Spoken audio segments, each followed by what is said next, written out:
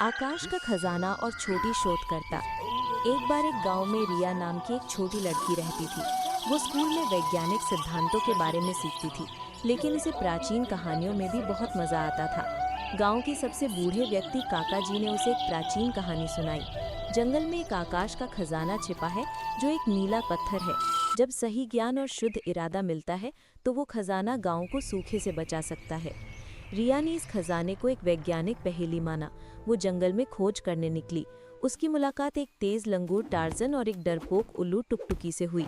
रिया ने उन्हें अपनी खोज के बारे में बताया और वे उसकी मदद करने को तैयार हो गए।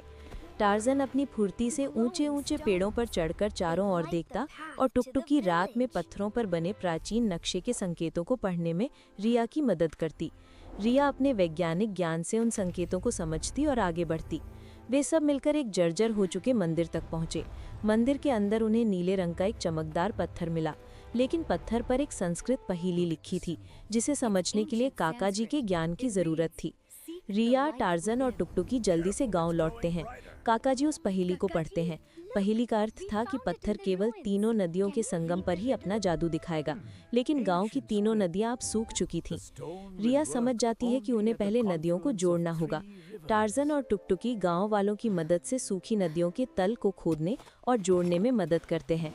ये एक बड़ा सामुदायिक कार्य बन जाता है। जब नदियों का संगम बन जाता है तो रिया नीले पत्थर को संगम बिंदु पर रखती है। पत्थर चमकने लगता है और देखते ही देखते तीनों नदियों में साफ पानी बहने लगता है। गांव में सूखा खत्म हो जाता है। रिया ने वैज्ञानिक और प्राचीन ज्ञान के मेल से गांव को बचा लिया।